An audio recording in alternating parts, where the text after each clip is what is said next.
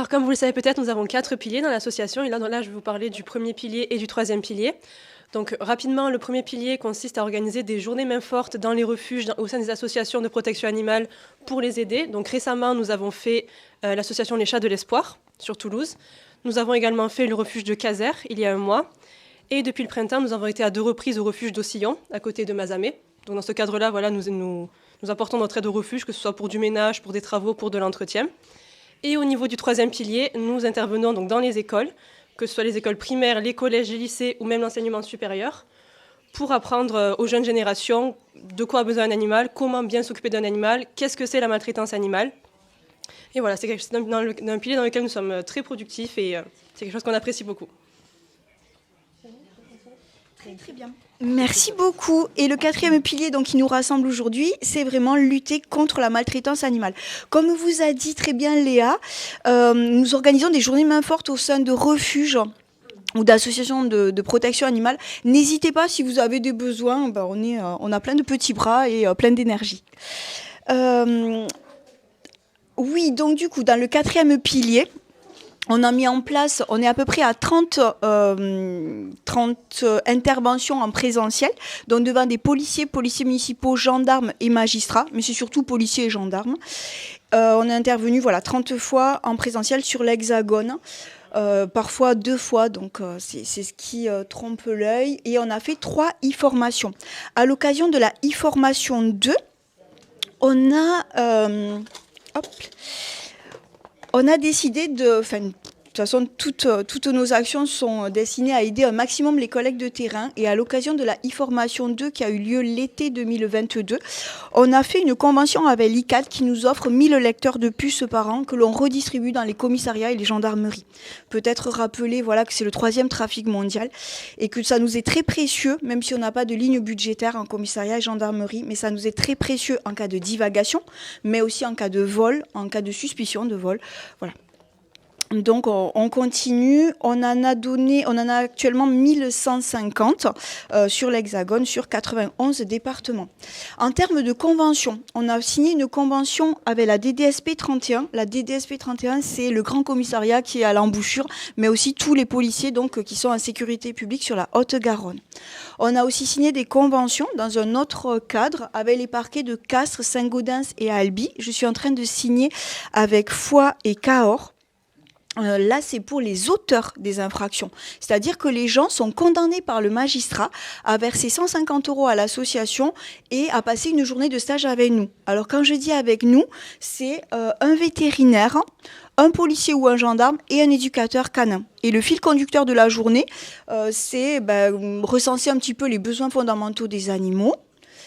Dans un second temps, les peines encourues le cas échéant, et ensuite les petits bonus éducation, de voir quand le chien fugue, aboie, au lieu de le fracasser, voilà les petits bonus éduc.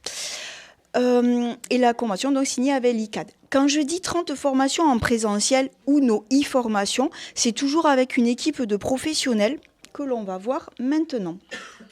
Donc, j'aurais peut-être dû commencer par ça. Je suis présidente de l'association et dans ma vie de tous les jours, donc, je suis habillée en bleu marine puisque je suis capitaine de police. Ensuite, on a eu le précieux soutien de Christophe Amunzategui, le procureur de Saint-Gaudens. On a aussi le soutien donc, de monsieur le procureur général Franck Rastoul, ici sur la cour d'appel.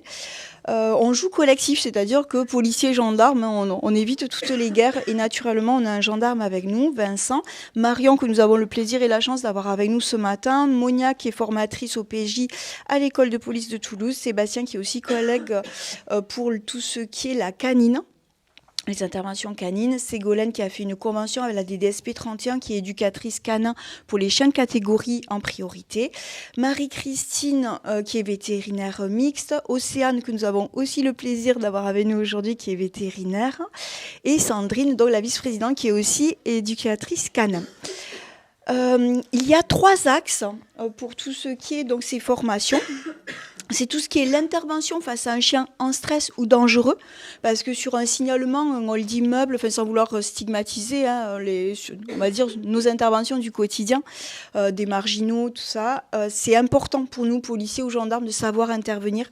Ça nous évite des blessures en service, mais ça évite aussi de tirer en légitime défense sur un animal, ce que nous avons le droit de neutraliser. Le second axe, c'est tout ce qui est la réglementation des chiens de catégorie. Alors, qu'est-ce que c'est un chien de catégorie? Est-ce que Malinois est un chien de catégorie? Super. Oh non, non, non. Voilà, ça va être... Océane vous le dira mieux que moi, mais donc c'est tout ce qui est les molosses au sens générique du terme. On verra ça tout à l'heure. Et donc, ils ont des obligations. Être propriétaire de chiens de catégorie, ce qui est mon cas, décline des obligations que nous verrons tout à l'heure. Et pour nous, policiers et gendarmes, ce qui est intéressant à contrôler, c'est pas de casier judiciaire. Voilà, donc ça c'est très intéressant pour nous. Et le troisième axe, c'est, on va dire, l'application concrète de la loi, notamment de novembre 2021, c'est-à-dire les contraventions, les délits. Contravention, c'est une amende. Délit, il y en a amende tout le temps et avec ou sans peine de prison, selon les délits. Il n'y a pas de crime, comme on le verra tout à l'heure, en droit animalier. Allez, parfait. Vous présentez nos écussons. Alors ça, c'est l'écusson, on va dire, le vrai. Et ensuite, chaque année, pour Noël, pour gâter des animaux en refuge et en détresse, nous organisons, nous créons avec des policiers et des gendarmes étrangers. Donc, l'année dernière, c'était avec des policiers suisses. Du 1er au 25 décembre, donc on avait cet écusson et on avait gâté, alors là c'était des chats et des chiens, voilà. 700 chats et chiens gâtés l'année dernière pour Noël. Et cette année, on passe à des animaux un peu plus gros. Ce sera avec, on va le voir tout à l'heure, ce sera la ferme de Pan. Et on a le plaisir d'avoir Lauriane avec nous aujourd'hui.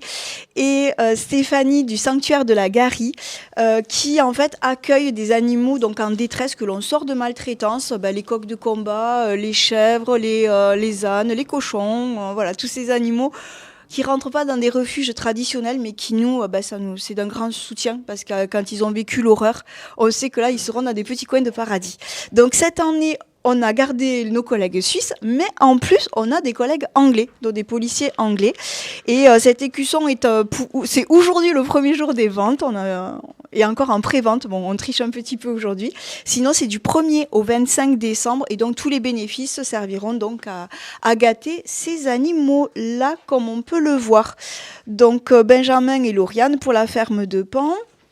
Et le sanctuaire de la Garie avec Stéphanie qui peut aussi vous accueillir en chambre d'hôte. Voilà. Alors, ça, c'est nos projets. Pour respecter le programme. Dans les projets, on a des généreux donateurs et on a eu envie de nous aussi les remercier. Et donc, on a des médailles. Des médailles, les 4 patounes, donc pour les gros dons. On va dire les généreux dons. Tous les dons sont importants. Mais voilà, symboliquement, on a vraiment souhaité leur rendre hommage et leur décerner les médailles, les 4 patounes. Ensuite, Sandrine va vous expliquer, donc on vient de parler de chiens de catégorie. Pour les chiens de catégorie, il faut un certificat d'aptitude pour la détention. Et donc, on a décidé de se lancer dans cette aventure-là.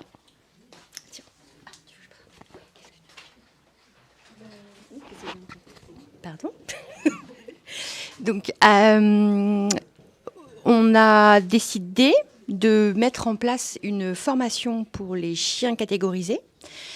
La première aura lieu le dimanche 28 janvier. Donc on y parlera forcément réglementation, mais aussi d'éducation. Voilà. Donc c'est minimum 4 personnes au plus 8 personnes avec leurs chiens. Pour ceux qui l'ont déjà, parce qu'il y en a qui vont se mettre en règle par rapport à la loi, et puis d'autres qui vont venir merci. En prévision d'adopter un animal donc de chien catégorisé. Voilà. Tu veux que je rajoute quelque chose? Dis-moi. C'est bon? Voilà. Il sera donc à 3 têtes. Vous aurez le plaisir de voir. C'est en fait la plus-value, c'est-à-dire qu'en principe, dans toute éducatrice canine, c'est ça, ou vétérinaire comportementaliste, peut assurer ce stage-là. Et nous, on a décidé d'arriver en force, donc on arrivera à 3. Océane, Sandrine et moi pour, on va dire, englober et donner encore plus de... La formation durera à peu près 6-7 heures. C'est ça. 3 rue et la Maillard, on donnera toutes les consignes sur nos réseaux. Ce qu'il faut retenir, voilà, c'est surtout la date et ce sera sur Toulouse. Donc c'est le 28 janvier et ce sera 3 rue Ella Maillard. Le DU de droit animalier, donc on essaye d'avancer avec on avance avec l'UT1, l'université de droit à Toulouse, pour créer donc un DU de droit animalier. Pourquoi ? Parce que on intervient occasionnellement, on nous a déjà demandé pour Lille, pour Nice, voilà, donc on intervient aussi dans des... j'interviens à l'EDAC, qui est l'école des avocats, qui est à Versailles. Donc on s'est dit, pourquoi pas, on a vraiment un vivier de gens impliqués sur Toulouse, autant y aller. La création d'un refuge spécialisé pour les animaux confisqués et des saisies judiciaires, ce serait pour nous, ce qui manque, c'est naturellement les moyens, donc on travaille là-dessus. Il faut savoir que quand on a une confiscation judiciaire, on le verra tout à l'heure avec l'article 99.1 du CPP, quand le magistrat nous autorise cette confiscation, une fois que l'animal est confisqué, donc force à la loi, il n'y a pas de souci, on peut procéder à des ouvertures de porte pour le confisquer, mais après c'est très long. Le temps de la justice, c'est à peu près en moyenne 18 mois. Donc pendant ce temps-là, l'animal ne peut pas être adopté et il se retrouve souvent dans un refuge, donc un box qui fait 5 mètres carrés. Donc on travaille sur ce projet. Nous, en fait, on part d'un bilan et d'un constat un peu triste, c'est-à-dire qu'on a parfois des collègues qui savent faire, les policiers, les gendarmes, les magistrats aujourd'hui savent confisquer. Par contre, on n'a pas de place dans les refuges. Et ça, c'est difficile. Donc, on attend. Encore là, on a fait un élevage avec les gendarmes de Fronton. Il a fallu attendre 10 jours parce qu'on avait 20 cochons à placer et que c'était la galère. Allez. Les avancées institutionnelles. Donc là, juste quelques dates.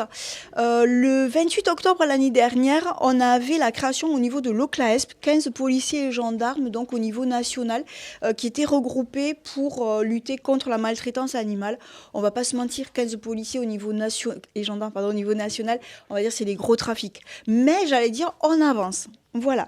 Ensuite, la seconde date, c'est le 3 janvier dernier, le rapprochement de la SPA nationale avec la DCSP, la Direction centrale de la police nationale.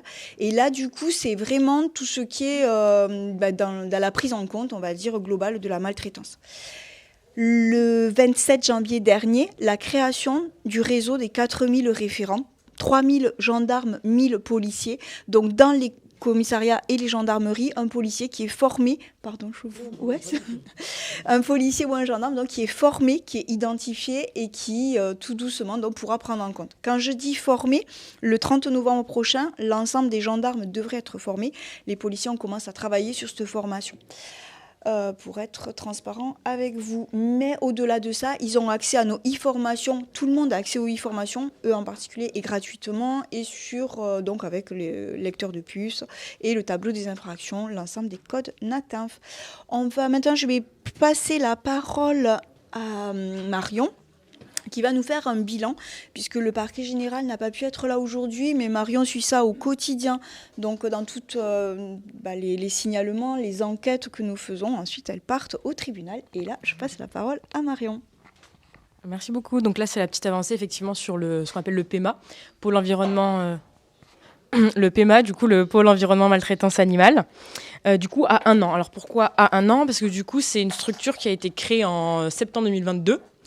Et vraiment, Toulouse, on appelle ça un peu vraiment le terrain d'expérimentation, puisque c'est auprès de la cour d'appel toulousaine. Alors, sauf nouveauté d'ici là, c'est la seule pour l'instant en France. Donc, le pôle environnement maltraitance animale, il était là pour répondre à des problématiques à la fois d'environnement et de tout ce qui est atteinte à l'intégrité des animaux et toutes les infractions relatives aux animaux. Donc, du coup, vous avez un petit peu les informations. La créée en septembre 2022, est dirigée par le procureur général près la cour d'appel, est composée également d'un juriste et d'un d'un greffier vraiment spécialisé dans ce pôle. Donc ça, c'est la grosse avancée parce qu'en fait, il y a déjà des pôles auprès du parquet qui sont spécialisés par exemple, dans les atteintes financières. Et là, c'est vraiment cette nouveauté en matière de maltraitance animale. L'objectif, c'était d'apporter une réponse en fait, qui soit plus précise. Donc, pourquoi on appelle ça une réponse plus précise ? Parce que forcément, là, c'est des départements qui sont vraiment concernés par ces problématiques-là. Donc, en termes de compétences géographiques, c'est près du ressort de la cour d'appel de Toulouse. Donc, c'est Ariège, Haute-Garonne, Tarn et Tarn-et-Garonne. Et au sein des 6 tribunaux judiciaires, il y a maintenant un procureur référent, donc du coup vraiment référent en matière d'environnement et de maltraitance animale, auprès de qui, du coup, toutes les enquêtes et toutes les affaires en référence avec les animaux, transitent par ce procureur-là. Donc le champ d'intervention, il est très large. Effectivement, ça peut passer. Nous, à Toulouse, c'est vrai que, par exemple, l'association Les Quatre Patounes, on se constitue partie civile majoritairement tout simplement dans les faits de sévices, actes de cruauté. On n'a pas encore eu d'affaire de zoophilie, mais ça ne saurait tarder à arriver. Et bien sûr, tout ce qui est mauvais traitement et abandon. Ça, c'est vraiment notre quotidien. Cette année, en 2023, on a eu plus d'une vingtaine de dossiers. J'ai quelques renvois pour l'année prochaine. Et là, on a 3 dossiers déjà qui arrivent en janvier 2024. Donc, on n'est pas, bien sûr, sur toutes les affaires, mais on a ce nombre-là. Et bien sûr, ça concerne également l'environnement. Pour tout ce qui est l'environnement, on n'est pas, bien sûr, au partie civile là-dedans. Et l'idée, bien sûr, du pôle environnement maltraitance animale, c'est les 3 réponses qu'on vous apporte ici. Et la première et la priorité, c'était la saisie à titre conservatoire des animaux lorsque ceux-ci sont en danger au moment où les enquêtes, du coup, sont diligentées. Donc ça vise à apporter cette réponse-là. Et derrière, quand on parle de confiscation et d'interdiction, c'est prononcé par les tribunaux. Ce n'est pas les procureurs, bien sûr, qui sont en charge de ça. Sur les réponses courtes, par exemple, ça c'est juste pour... pas faire trop judiciaire, mais il y a du coup, bien sûr, le placement en garde à vue et derrière, ce qu'on appelle les CRPC, comparution sur reconnaissance préalable de culpabilité. Honnêtement, c'est les 5-6 dossiers derniers qu'on a eu à traiter avec les 4 patounes. C'était ce qu'on appelle des CRPC au tribunal. Maintenant, sur le bilan chiffré, donc là, depuis 1 an, tout pile, 117 procédures, 66 qui sont en attente de jugement, et vous pouvez le voir, c'est majoritairement des maltraitances animales qui sont concernées et moins des atteintes à l'environnement. Et sur les natures des infractions concernées, c'est en fait en toute logique les sévices et les actes de cruauté parce que ce sont des peines qui sont punies, qu'il y a une peine d'emprisonnement qui est encourue. Alors que pour les mauvais traitements, très souvent, forcément, c'est simplement une amende. Voilà, donc ça c'est vraiment le petit camembert fait par le PEMA. Et après, sur les bilans des actions, sans faire trop compliqué, on vous indique qu'il y a eu la désignation des magistrats référents, le recrutement de délégués auprès du procureur, qui sont eux-mêmes spécialisés, la mise en place des stages de sensibilisation dont Céline a pu parler tout à l'heure. Donc voilà, c'est toutes les nouveautés. Donc il y a eu quand même beaucoup de choses qui sont faites, même si elles sont encore, pour certaines, vraiment en expérimentation. C'est bon. Merci beaucoup. Ah, parfait. Tu veux que j'en mette ? Ouais, c'est qu'en fait, il faut mettre... Pardon, je n'ai pas anticipé. Alors, du coup, à la fin des... donc là, du coup, on vous a parlé des actions. Donc, on va pouvoir aller sur un autre pan. Donc, du coup, je crois qu'on attend une connexion pour parler de tout ça. Est-ce qu'il y a des questions sur ce qui a été fait, le bilan, non ? Oui. Il y en a qui ont été bouclés dans l'année. Oui. Du coup, c'est ce que je dis, qu'il y en avait plus de 60 qui ont été jugés. Voilà. À présent, on va voir l'intervention de Corinne Vignon, qui nous a fait le plaisir et l'honneur de faire une petite vidéo, compte tenu qu'elle ne pouvait pas être présente cette année. Donc, Corinne Vignon est une députée de Toulouse et c'est la présidente donc au niveau de l'Assemblée nationale du bien-être animal. Et elle nous soutient depuis le début de l'aventure, depuis 5 ans maintenant. Voilà. Ah pardon, mais elle est sur mon WhatsApp. Il me l'a fait sur mon téléphone. Mais tu l'as pas mis sur l'ordinateur, il t'a dit d'aller sur l'ordinateur. Allez, Ah, j'avais pas compris ça. Il vient de me le dire en plus. Écoute-moi, C'est pas grave, tu l'as on le WhatsApp continue. là Oui, je l'ai là. Mais sinon, on continue. Voilà. Tu veux pas le laisser par là? Je sais pas. Tu l'as pas là dessus? Ah, je sais pas y aller. Ah non, pardon, je l'ai pas sur WhatsApp, je l'ai sur mon... Allez, on va continuer, pas de soucis. Je l'ai dans mes fiches, dans mes photos, il me l'a mis hier. Oui, mais il fallait que tu le mettes quand tu Allez, veux faire. pas de soucis. On remet le PowerPoint. Tu peux me remettre le PowerPoint pour continuer, s'il te plaît? Je suis pas très douée. Ben, mais sincèrement, je pense pas qu'il me l'ait dit. Ah si, il vient de me le dire. Alors, attendez, hop, on va faire autre chose. On va mettre avec le son et au moins, elle vous parlera. Attends, où c'est que je l'ai? Parce qu'en plus, je vois rien. C'est dans photo. C'était hier soir. Bah oui. C'est bizarre. Bon, allez, c'est bon. On continue. Alors, tu sais ce que je vais faire?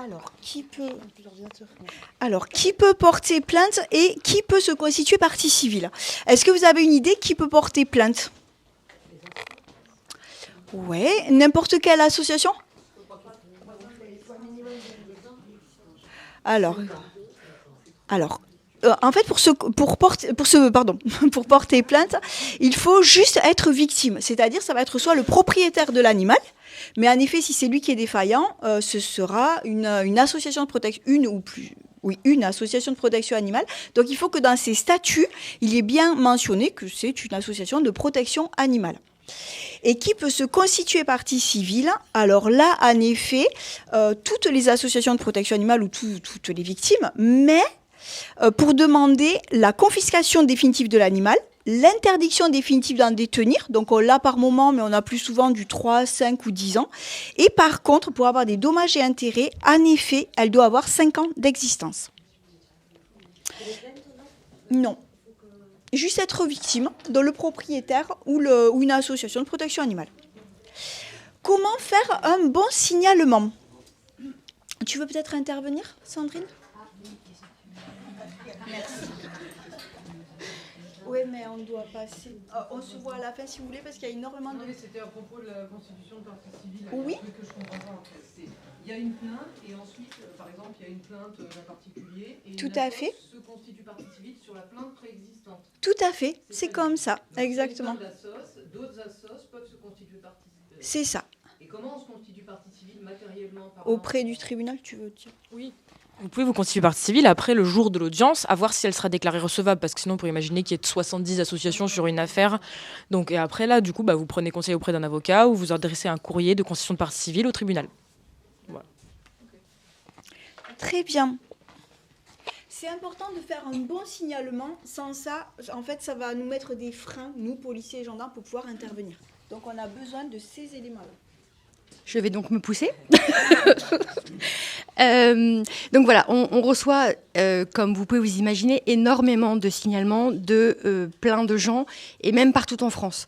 Donc pour faire un premier tri et un peu mesurer parfois le degré d'urgence de la situation de l'animal, quand on reçoit un signalement, parfois on reçoit vite, le chien est ici, ça, mais on n'a ni l'adresse, par exemple, ni le nom de la personne, ou s'il y a un code d'entrée dans un immeuble. Et ça, c'est des informations qui nous sont absolument nécessaires pour prendre en charge efficacement le signalement. Donc vraiment, quand vous êtes amené à nous envoyer un signalement, il faut vraiment pas hésiter à donner toutes les informations que vous pouvez, que vous jugez utiles, et surtout la rue. S'il y a un code d'entrée, parce que vous êtes dans un immeuble, nous donnez le code d'entrée. Si vous avez le nom du propriétaire ou un numéro de porte, c'est encore plus... Voilà, tout ce qui pourra être fait pour que si vraiment l'animal est en situation d'urgence, on puisse intervenir, les policiers et les gendarmes puissent intervenir rapidement. Voilà. Est-ce que tu veux que je rajoute quelque chose? Est-ce que tu as pu dire les 4 dernières choses par rapport à Pharos? Oui, alors aussi, oui, merci. Elle n'est pas présidente pour rien, n'est-ce pas? Oui, quelque chose d'hyper important, c'est que il y a plein de choses qui sont aussi en train d'être mises en place pour signaler pour signaler un signalement. Donc il y a l'application Pharos. L'application Pharos, c'est tout ce que vous pouvez voir sur les réseaux sociaux, sur la toile. Voilà, tout ce qui se passe sur Internet, parce qu'on voit qu'il y en a qui s'amusent à publier des choses pas très jolies. Et voilà. Donc, et l'application Pharos, vraiment, c'est vraiment spécifique à ça. Ceux qui sont derrière sont un peu spécialisés en cybercriminalité, on va dire ça comme ça. Ensuite, il y a une application qui s'appelle Ma Sécurité aussi, où vous pouvez, au-delà de plein de pré-plaintes, vous pouvez aussi signaler un cas de maltraitance.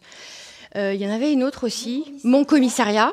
Et puis, je te laisserai parler de la dernière qui va être mise en place bientôt avec Loïc Dombreval. Voilà. C'est ça? Voilà.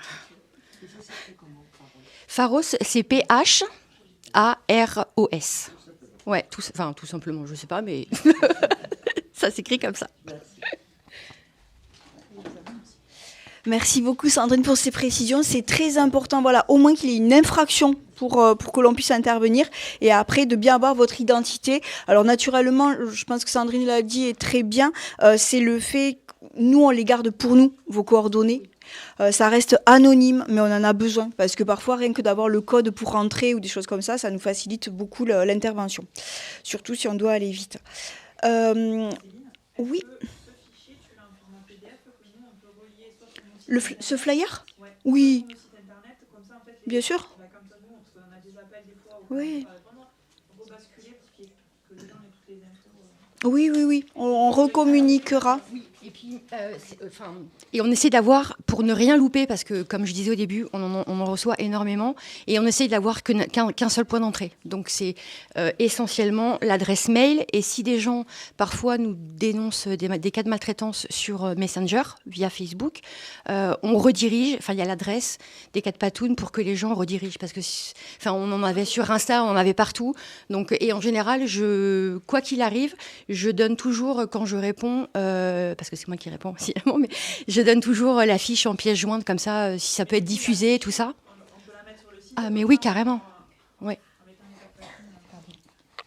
On a essayé de drainer jusqu'à nous les signalements pour pouvoir intervenir parce qu'on s'aperçoit que les gens, en fait, ne sachant pas si l'association qu'ils saisissent pourra intervenir ou pas, le donnent à 5 ou 6 associations.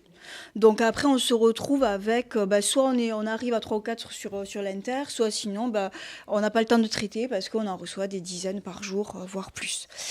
Donc on a fait pour ça des conventions avec les pompiers, avec les huissiers, parce que les huissiers, ce qui nous intéresse, c'est lors des expulsions. Quand ils passent, parfois, l'animal, parfois trop tard, parfois pas, mais on arrive à faire des ouvertures de portes dans ce cadre-là. On a naturellement le 17, Allo Toulouse, voilà, et l'ensemble des assos donc, qui peuvent venir vers nous. Pardon ? Ouais, juste un truc. Ouais.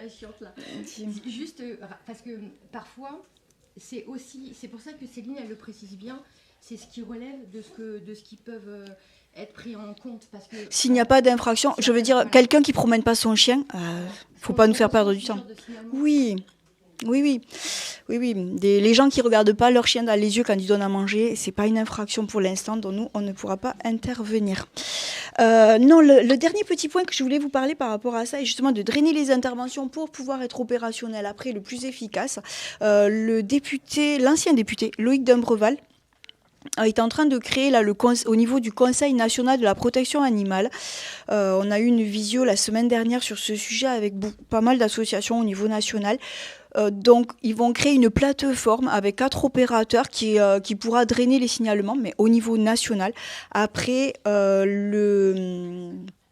la suite, donc, ils retransféreront, mais à des enquêteurs locaux, c'est-à-dire des enquêteurs SPA, 30 millions d'amis, Brigitte Bardot, avec tout le respect que je dois à ces gens-là. Nous, on a pris le parti de travailler avec des policiers et des gendarmes, puisque c'est au même moment, en fait, où il y a ce maillage de policiers et gendarmes sur le terrain. Voilà. Et on verra pourquoi, notamment quand on va parler de tout ce qui est le respect du domicile. Concernant la députée... Bonjour à tous les amis de Cat Patoun. Je suis ravie d'être avec vous. Désolée, je ne suis pas avec vous en physique, mais je le suis avec le cœur. Aujourd'hui, je tenais à vous remercier de votre implication sur le terrain et grâce à vous, nos amis les animaux sont sauvés. Et vous êtes toujours près d'eux. Donc ça, c'est excellent. Et bien entendu, je remercie Céline de son implication totale et du temps qu'elle dédie à cette cause si chère à mon cœur et à vos cœurs. Alors, un petit point législatif sur la proposition de loi concernant les colliers coercitifs. Alors, où en est-on ? Alors, vous avez vu que la loi avait été votée à l'Assemblée nationale, avec une unanimité d'ailleurs. Et donc, il faut que cette loi maintenant aille au Sénat. Malheureusement, nous avions les élections sénatoriales. Et de ce fait, il était impossible pour nous de mettre en place une négociation avec les sénateurs. J'ai eu hier Monsieur Patria, qui est le président du groupe Renaissance au Sénat, et qui est vétérinaire de son État, en lui disant qu'il fallait absolument que le groupe Renaissance reprenne cette proposition de loi. Parce que si un sénateur ou un groupe politique ne reprend pas cette proposition de loi, eh bien, elle meurt de sa belle mort. Ce qui veut dire que c'est un travail de lobbying que je dois faire régulièrement afin que quelqu'un reprenne en son nom ou au nom d'un groupe cette proposition de loi. Donc j'ai bon espoir que le groupe Renaissance au Sénat la reprenne, même si j'ai une petite inquiétude, c'est qu'ils vont me demander, j'en suis à peu près certaine, une dérogation pour les chasseurs. Dérogation, vous l'imaginez bien, qui ne me va pas. Ceci dit, stratégiquement, je pense que si jamais ils votent une dérogation sur les chasseurs à l'Assemblée nationale, puisque c'est l'Assemblée nationale qui a le dernier mot, l'Assemblée nationale peut retirer cette disposition. Donc, on verra ce qu'il va se passer. Sachez qu'il faut une niche. Alors, on parle de chiens, donc c'est un petit peu, c'est drôle, mais une niche parlementaire pour pouvoir discuter cette proposition de loi. La prochaine niche parlementaire au Sénat est au mois de janvier, donc nécessairement, ça ne peut pas passer avant. Parallèlement, j'ai une de mes collègues, qui est Madame Casbonne, qui était ancienne députée, mais qui maintenant est sénatrice, qui, elle, souhaite passer une proposition de loi sur l'interdiction de la corrida au moins de 18 ans. Donc, eh bien, le groupe Renaissance va devoir choisir entre nos deux propositions de loi en termes de timing, parce que sa proposition de loi peut passer après la nôtre. C'est ce que j'espère, pour la bonne et simple raison qu'elle a déjà été discutée à l'Assemblée nationale. Et donc, de ce fait, il serait un peu normal que notre proposition de loi sur les colliers coercitifs passe en priorité. Bon, donc nous allons être patients, je continue le lobby et on croise les doigts. Autre nouvelle, tout de même, c'est que j'ai obtenu par là aussi un lobby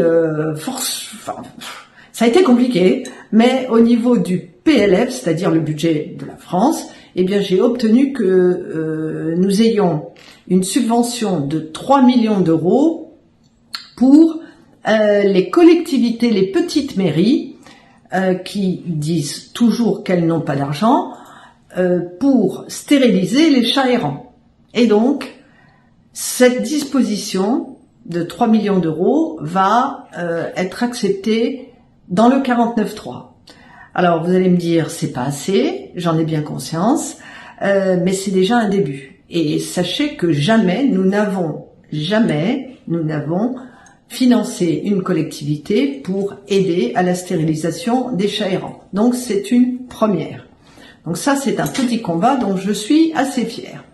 Dernier point, nous avons passé dans la loi SREN, qui est la loi sur la limitation de la pornographie dans les réseaux sociaux, nous avons introduit un amendement qui a été voté sur l'interdiction de la zoopornographie, puisque vous imaginez bien que malheureusement même les enfants sont sensibles à ça. Vous savez qu'un enfant de 14 ans qui tape pour voir le sexe de son lapin, par exemple, et il tape lapin sexe parce qu'il ne sait pas comment le reconnaître, eh bien il va tomber sur des images zoopornographiques.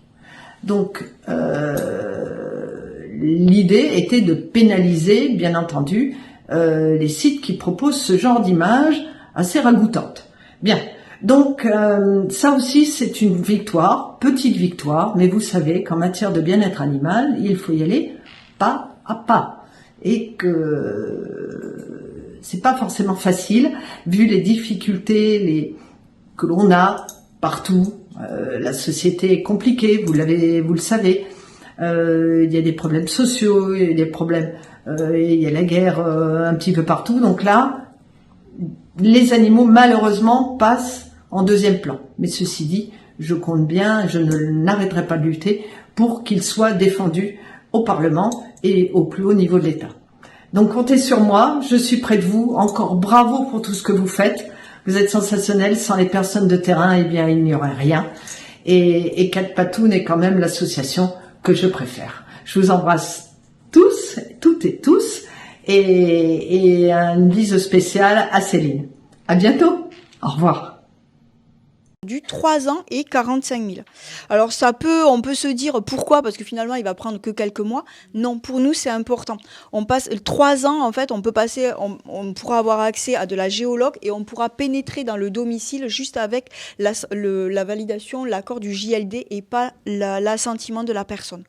Donc voilà, c'est des petites choses en interne, mais pas que. Allez, je laisse la parole à Marion. Donc là, c'est un petit topo récapitulatif sur effectivement ce qu'on entend par sévices, actes de cruauté et l'infraction également de zoophilie, qui est une infraction autonome. Alors tout ça, c'est depuis la loi du 30 novembre 2021. Donc c'est vrai qu'on en parle régulièrement pour ceux qui voient nos interventions. Donc il y a eu effectivement, on a parlé d'une augmentation des peines. Donc là, pour faire simple, on vous met toujours cette petite pyramide juste pour expliquer ce qu'on rencontre en réalité en majorité. Alors bien sûr, en termes de délits et de de contraventions envers les animaux, il y en a beaucoup. Là, on est concentré vraiment sur ce qu'on appelle l'atteinte à l'intégrité physique des animaux.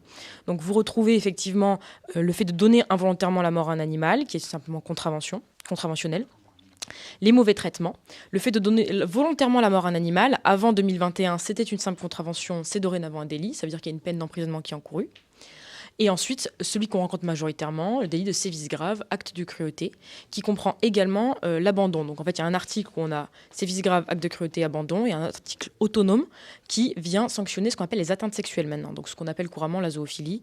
Sans rentrer trop dans les détails, c'est pour venir dire à chaque fois qu'on a juste n'importe quel acte sexuel sur un animal, c'est puni de cette peine d'emprisonnement, qui est également 3 ans d'emprisonnement, 45 000 € d'amende avec des circonstances aggravantes. Mais bon, on retient majoritairement, surtout aujourd'hui, les sévices. Ça, c'est pareil, quelques exemples de ce qu'on a pu avoir à juger. Il y a plusieurs de ces cas qui ont déjà été jugés.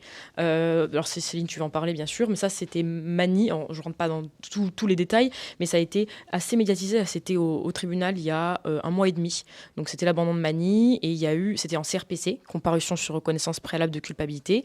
Et la personne, la propriétaire, qui est une jeune femme, elle n'avait absolument pas de casier judiciaire et elle a pris 6 mois d'emprisonnement avec un sursis probatoire. Ensuite, celui-là, je crois qu'on l'a traité il n'y a pas longtemps. Gouni, ça avait été l'année dernière. Et si tu veux parler du reste. Avec sursis et une amende. Oui, il y avait également, et surtout une indemnisation pour toutes les parties civiles. Mais elle avait un autre chien, non ? Oui, et on le lui a confisqué de suite. On a mis ces 2 photos à côté, les 2 sont décédés, c'est pas pour montrer du glauque, on en voit tous les jours dans nos métiers, c'est juste pour montrer qu'un abandon, ça peut être... pardon, c'est un film ou c'est un... D'accord, ok, merci. Donc c'est pas pour montrer du glauque, voilà, c'est juste pour montrer qu'un abandon, on peut être grassouillé comme on peut être très maigre. Cette louloute avait passé 4 jours en plein soleil attachée avec une muselière, naturellement elle est décédée, mais pour autant elle n'est pas squelettique. Donc nous, on arrive tout doucement aussi à travailler avec l'école vétérinaire pour tout ce qui est les autopsies, pour déterminer la cause de la mort. Alors pourquoi déterminer la cause de la mort ? Parce que, je ne sais pas si vous avez vu, moi ça me surprend toujours, donner volontairement la mort à un animal. C'est-à-dire l'animal il est mort, il prend 6 mois et 7 500. C'est un nouveau délit de la loi de novembre 2021. Par contre, frapper un chien, donc après il s'en sort plutôt bien, alors là on va prendre 3 ans et 45 000. Pourquoi ? Selon vous ? J'ai percuté là-dessus, moi aussi.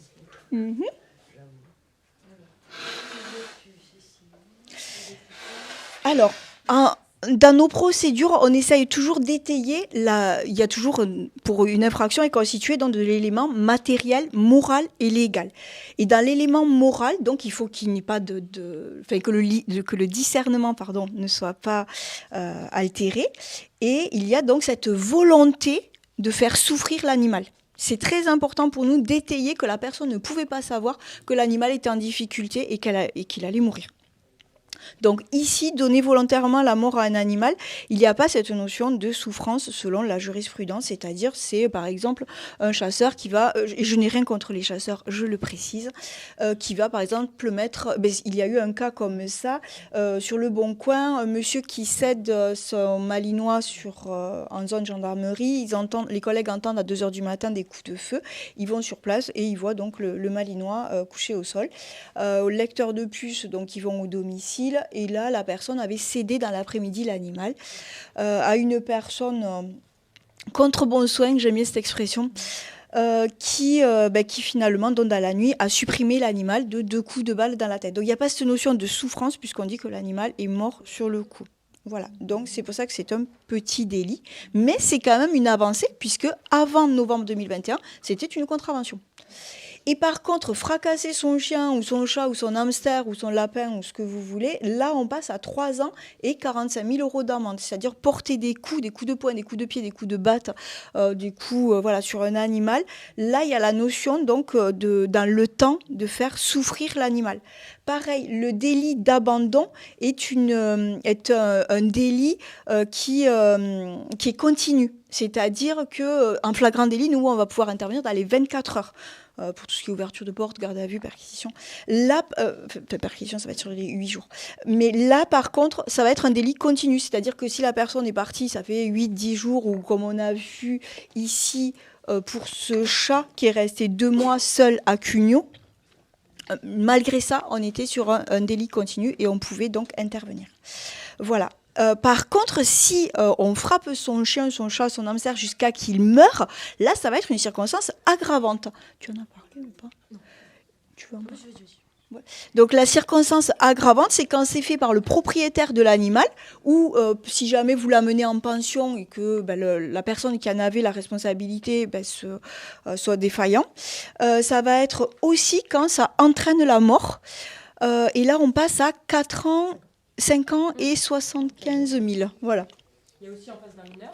Oui, en présence d'un mineur, surtout la zoophilie, sur les réseaux sociaux. Et pour l'abandon, il parle aussi de en toute connaissance de cause. Donc par exemple pour Manny, où là on a un autre cas en janvier, c'est des chevaux qui étaient abandonnés, c'est qu'on dit, on informe le propriétaire, vous ne pouviez pas ne pas savoir que sans eau, sans nourriture, sans abri, il n'allait pas mourir. Donc du coup, ça c'est aussi intéressant comme circonstance aggravante. En revanche, il y a prescription pour l'abandon. Alors, toutes les infractions sont prescrites par 6 ans. Oui, plus, pas moins. Ça, c'est une prescription de... 6 ans à la date de l'abandon, pas Ça, à c'est la une date de la constatation du fait. Alors, l'infraction se prescrit par 6 ans à compter du jour de la constatation des faits. Mais c'est pour l'ensemble des infractions. Après, voilà, sans rentrer après dans même le détail sur, de la prescription, voilà, pour tout. non, matière Un cambriolage, un viol, un meurtre. Un meurtre, c'est... La confiscation de l'animal. Alors, comment on pourrait confisquer l'animal sans se mettre en porte-à-faux? Il y a 3 opportunités, on va dire, pour retirer l'animal de cette situation compliquée. Donc, dans un premier temps, ce qui est offert même aux associations de protection animale, ça va être de faire signer un certificat de cession. Comme quoi la personne remet spontanément et sans contribution financière tel animal immatriculé 250, puisque 250 si c'est français, s'il a une puce étrangère, ce ne sera pas 250, que c'est un mâle, il a telle couleur de peau et tout ça, à telle association, avec la signature et avec la copie de la carte d'identité, pour bien prouver qu'en effet, il y a bien une cession. On le verra tout à l'heure, l'animal est un bien meuble en droit civil. Donc s'il atteint sa taille adulte et que ça ne rentre pas dans un trafic, on peut céder son animal. On verra tout à l'heure pour les chatons et les chiots, là il y a des conditions préalables. Donc ça, c'est la première chose qui est ouverte aux associations.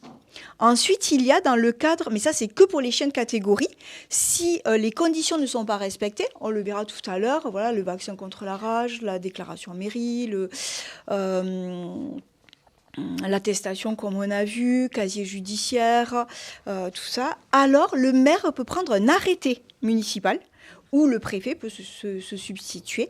Et donc là, il y a force à la loi, pareil, pour le prendre tant que la situation n'est pas régularisée. Et la troisième chose, la troisième voie qui est la nôtre et où là il y a une contrainte, c'est la confiscation provisoire de l'animal. Là, donc le policier ou le gendarme porte à la connaissance du magistrat la souffrance de l'animal et donc lui nous autorise donc ce que nous on appelle dans notre jargon le 99.1, c'est-à-dire c'est la confiscation provisoire de l'animal. Force à la loi pour nous récupérer l'animal et le mettre en sécurité. Le mettre en sécurité dans une fondation, une association qui ne pourra pas le céder puisqu'il est sous mainmise de justice. Tant qu'en fait le sort n'est pas tranché, et ça peut durer en moyenne 1 an et demi, mais on l'a déjà vu sur 2 ans, voilà, l'animal est conservé. Alors il peut être en famille d'accueil, mais il faut juste que la justice, le magistrat qui suit l'enquête, sache où est cet animal. Voilà, parce que nous, sinon, ça nous met vraiment en porte-à-faux quand il faut restituer, on ne sait jamais, l'animal. Nous ne sommes que des exécutants. On est d'accord que là, il n'y a pas de plainte. C'est quelqu'un qui appelle la police, il y a un animal. Peu importe, on peut le faire. Tout à fait. Il nous faut juste que le magistrat nous l'accorde. Mais sinon, ça peut être sur un flag, ça peut être sur une enquête. Après, on va rentrer dans les cadres d'enquête. Si c'est un flag, ce sera peut-être plus simple. Mais on peut aussi le faire en préliminaire, on peut le faire sur une commission rogatoire, Voilà. Oui. Après, je le redis, notre objectif n'est pas de remplir les refuges qui sont déjà saturés. On est juste, on a le volet de la prévention et de la répression. Quand vraiment la situation est compliquée et que l'animal est trop en difficulté parce que il est fracassé, parce qu'il n'a pas assez à manger, alors naturellement, on envisage cette voie-là. Mais qui est confortable pour nous, puisque c'est légal. Ah voilà. J'aurais peut-être dû aller à la slide d'après.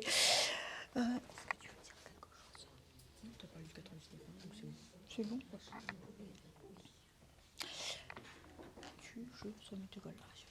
Non mais ça je l'ai dit je crois. Ah oui celui-là. C'est toi, moi. Allez, donc là la question était qui et quand peut-on pénétrer dans le domicile d'un propriétaire d'un animal maltraitant parce que c'est des questions qui reviennent. De dire oui j'ai vu un chien sur un balcon mais c'était un rez-de-chaussée, je suis allée, je l'ai pris. Ou oui il était dans le jardin. Alors tout ce qui est attenant, un véhicule peut être considéré comme un domicile, un camping-car, mais même quelqu'un qui vit dans sa voiture peut le déclarer comme un domicile. Le jardin, tout ce qui va être la propriété privée. Donc il est à rappeler pour ne pas se mettre en difficulté que le domicile est protégé, que seul un APJ ou un OPJ, policiers, gendarmes, policiers municipaux, avec assentiment de la personne dans le cadre d'une enquête préliminaire. C'est-à-dire si on n'est pas en flag, il va quand même falloir que nous, on ait l'assentiment de la personne pour pouvoir pénétrer. Si on n'est pas en flag. Et si on n'a pas une perquisition à faire. L'OPJ, dans le cadre d'une enquête de flagrance, si c'est un délit qui est puni d'une peine de prison ou d'un crime. Le crime n'existe pas pour les animaux. Les heures légales, on va rentrer entre 6 et 21 heures, à part si c'est la personne à l'intérieur qui nous appelle, ou si, il y a d'autres choses, grand banditisme, mais on ne va pas rentrer là-dedans, ou si on est en flag. Voilà. Et encore avec l'autorisation du parquet, et ça va, voilà. Et après, on a l'état de nécessité. L'état de nécessité, on va le voir maintenant, c'est aussi... l'état de nécessité, c'est aussi quand un chien est enfermé. Plus couramment, on parle de l'état de nécessité quand on parle de chien en difficulté, en détresse dans un véhicule, notamment l'été. Donc il faut vraiment que le chien soit en difficulté. C'est pas juste... Mais la température en été peut monter très très vite et donc les êtres vivants qui sont dedans, que ce soit des personnes ou des animaux, peuvent être en détresse très rapidement. Si vraiment... on doit porter secours à l'animal puisqu'il est en détresse, il faut, toujours pareil, prouver. C'est l'élément matériel. On a vu tout à l'heure l'élément matériel, moral et légal. L'élément matériel, ça va être des témoins, des photos, des vidéos. Ensuite, dans l'ordre, faire l'appel 17. Mais le commun des mortels peut procéder à une ouverture. Alors, c'est pas si facile que ça. Nous, à l'occasion de la e-formation 3, on offre à nos collègues policiers gendarmes les resmi pour briser les vitres. C'est pas si facile. Les pompiers l'ont naturellement. Peut-être, Océane, tu peux nous dire comment on peut voir qu'un animal est en détresse. Merci Céline. Alors en général, vraiment, on parle vraiment de détresse. C'est pas effectivement, c'est ce qu'elle a dit Céline. Ça c'est vraiment important. C'est pas parce qu'il y a un chien dans une voiture que tout de suite on va intervenir. Ça c'est un tort qu'on a souvent quand on veut sauver les animaux. Bon, la première, mais il vaut mieux surveiller et s'assurer que la personne n'est pas à côté ou quoi que ce soit. D'accord. En général, ça va être une respiration rapide. Donc vous savez, respiration gueule ouverte. Un chien qui respire très vite ou qui peut être carrément couché sur le côté avec une perte de connaissance. Vous pouvez avoir les muqueuses qui deviennent violettes, donc la langue qui devient violette, les gencives qui deviennent violettes. Donc là, ça y est, l'animal il manque d'oxygène. Voilà, ça peut être ce genre de signe auquel il faut faire très attention. D'accord ? Parfait, merci beaucoup Océane. Alors, on va d'abord parler de ça, puisque Marion donc, est engagée à partir de midi. Donc, on va parler des conditions de cession d'un chaton, d'un chiot ou d'un chat et chien adulte, avant de revenir sur toutes les slides que j'ai fait défiler. Désolée du coup pour le petit changement. Alors l'idée de parler des conditions de cession, c'est vraiment une partie un peu plus civile, mais pourquoi elle est importante ? C'est pour venir justement anticiper en amont les difficultés. Alors, deux éléments, c'est plus pour anticiper déjà en amont les difficultés qu'on pourrait retrouver derrière avec quelqu'un qui cède un animal beaucoup trop tôt, et donc on pourrait se retrouver derrière avec des situations éventuellement de maltraitance, de négligence, de choses comme ça, premier élément. Second élément, c'est aussi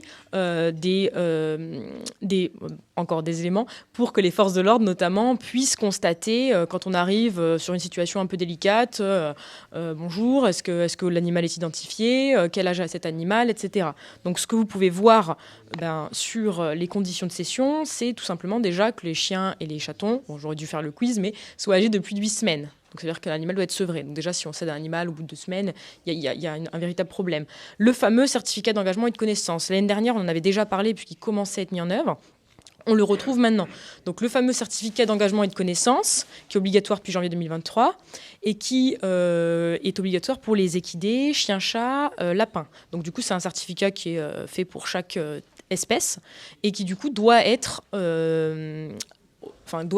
une condition de cette cession. Donc ça, c'est important parce que pareil, en fait, en venant lire ce certificat, alors c'est pas un gage non plus que tout va changer, mais par contre, en venant lire ce certificat, on vient en fait déjà en amont s'engager. Vous avez bien vu qu'il y a quand même des choses à faire, et donc du coup, venir ne pas se dédouaner derrière. Et puis il y a certaines personnes aussi que ça peut rebuter éventuellement.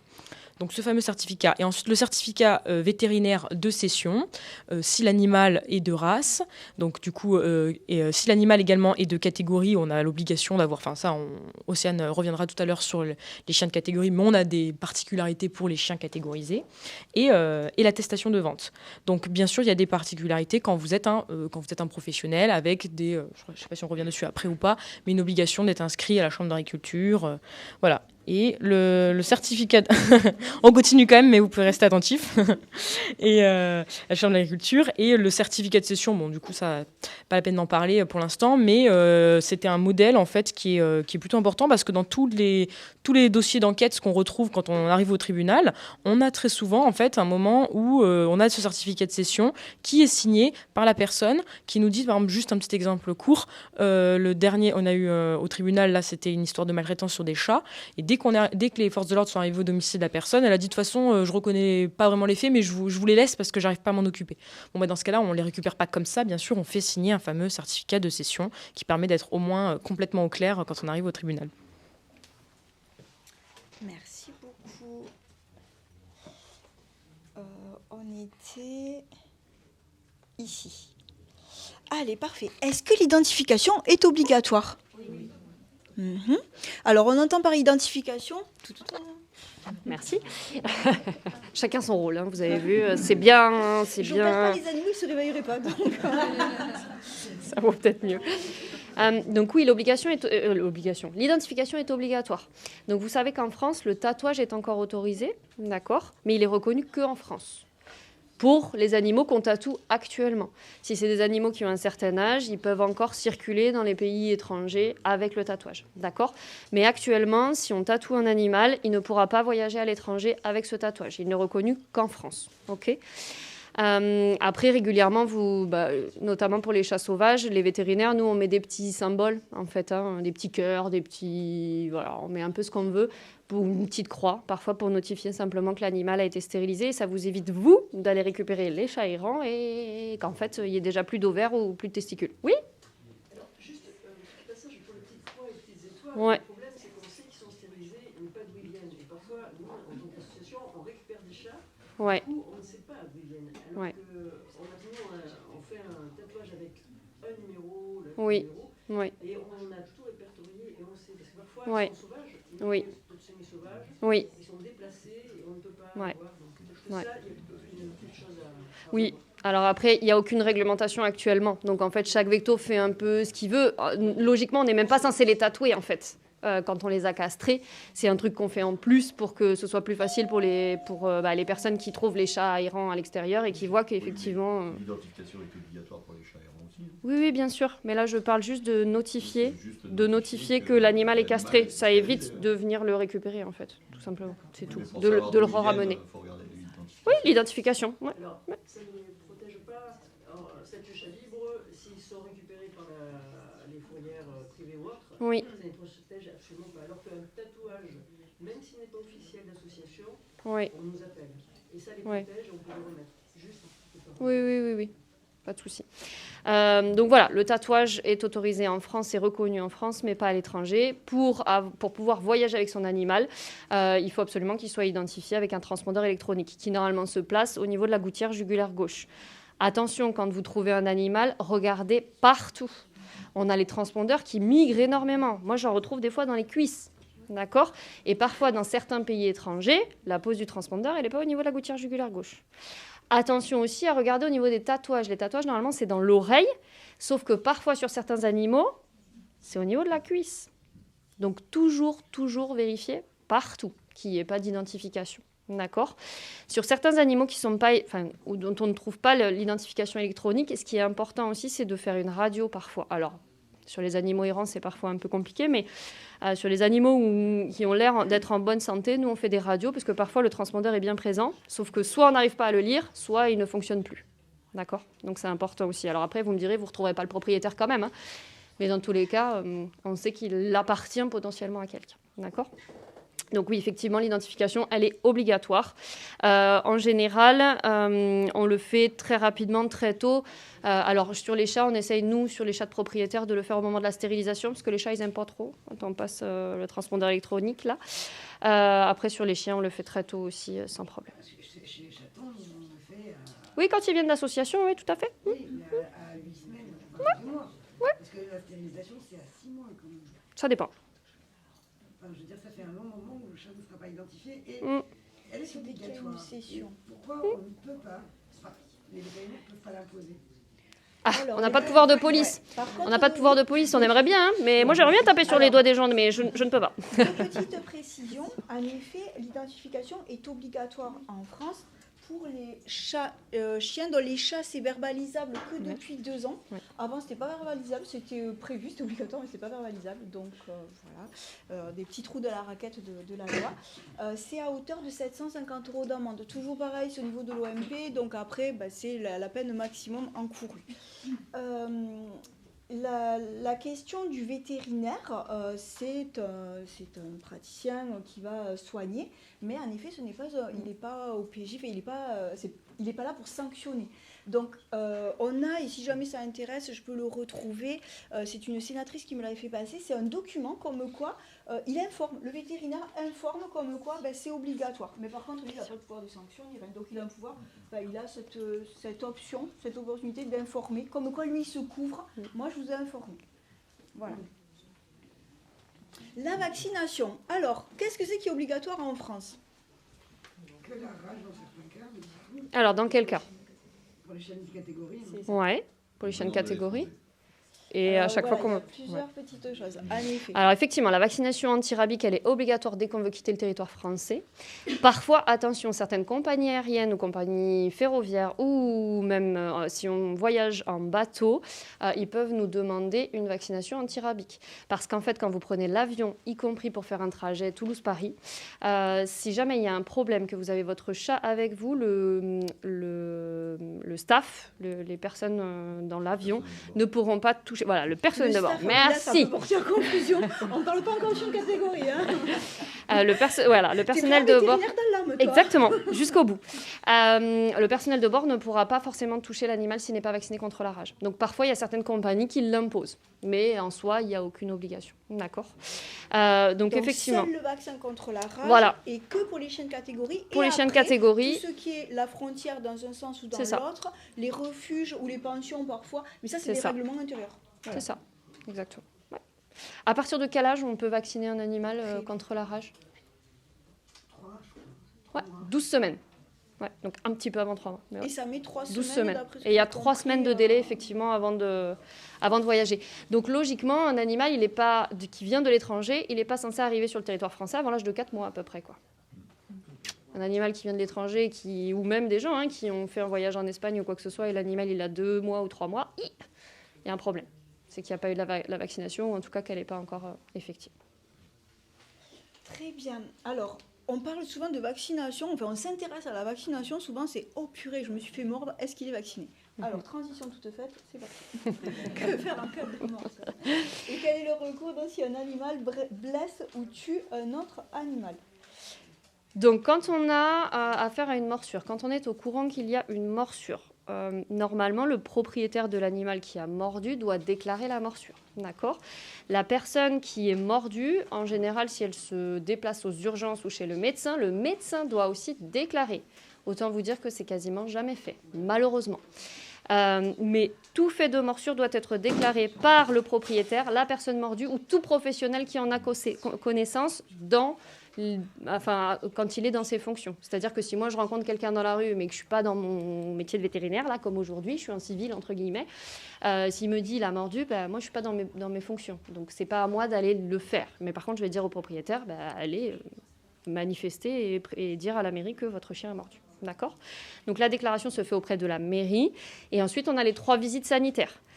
24 heures après la morsure, dans les 24 heures qui suivent la morsure, 7 jours après la morsure et 15 jours après la morsure.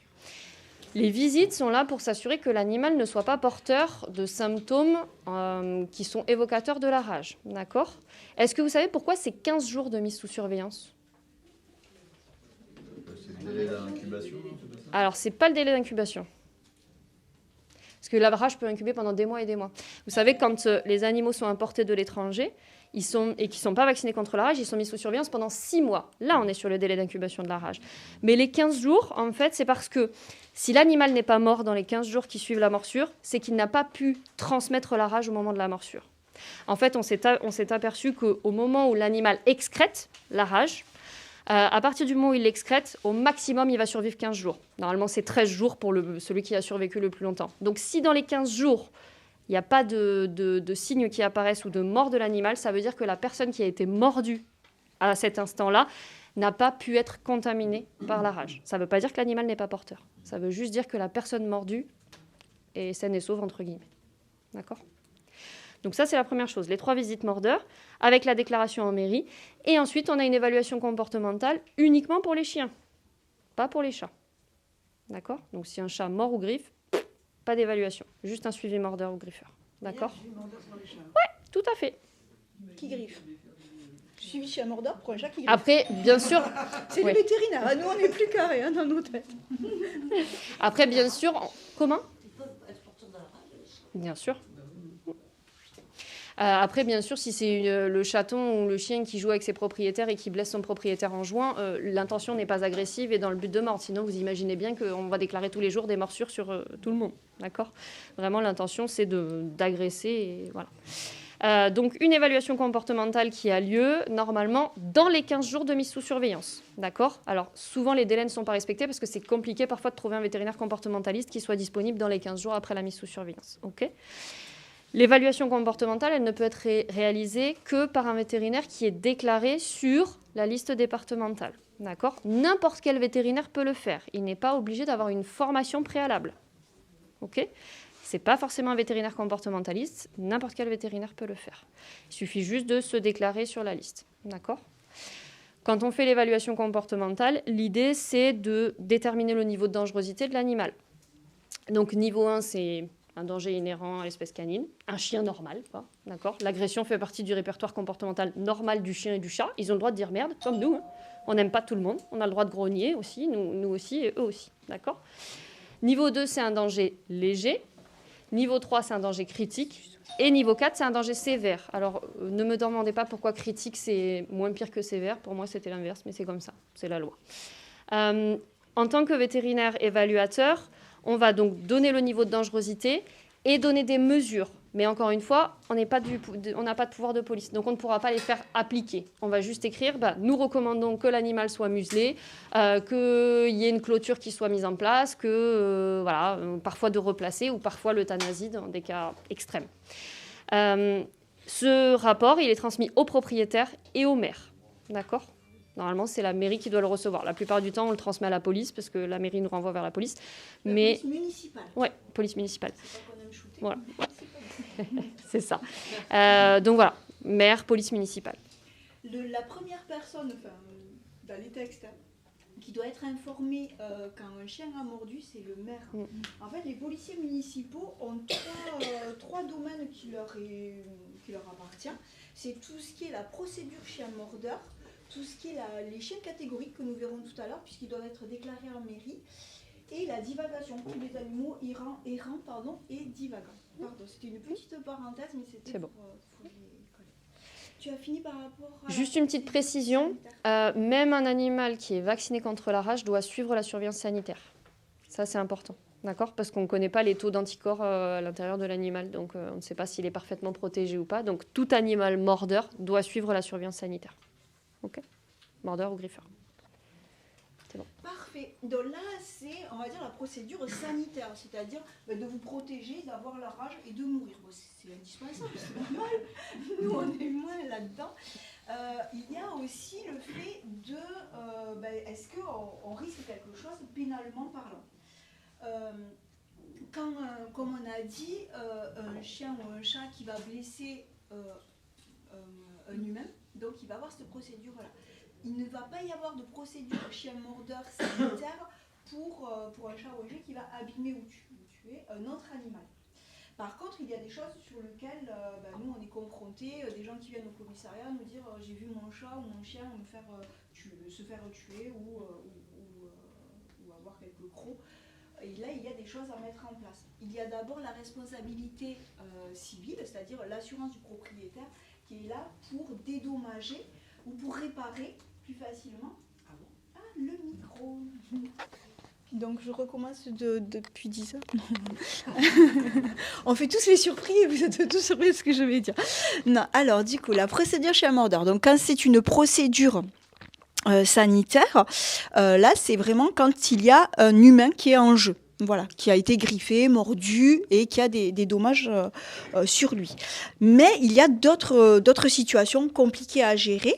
Des gens qui viennent, des propriétaires d'animaux, qui viennent au commissariat ou en gendarmerie et qui nous disent « Ouais, mais j'ai vu mon chat ou mon petit chien, qui sont parfois plus petits que certains chats, qui viennent de se faire mordre ou pire encore, tuer devant nous.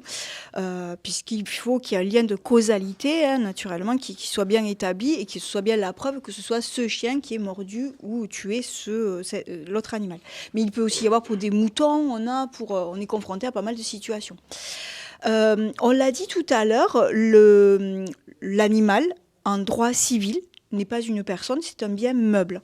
Donc tout comme si j'abîme le vélo d'Océane, il va falloir que je lui répare. Voilà.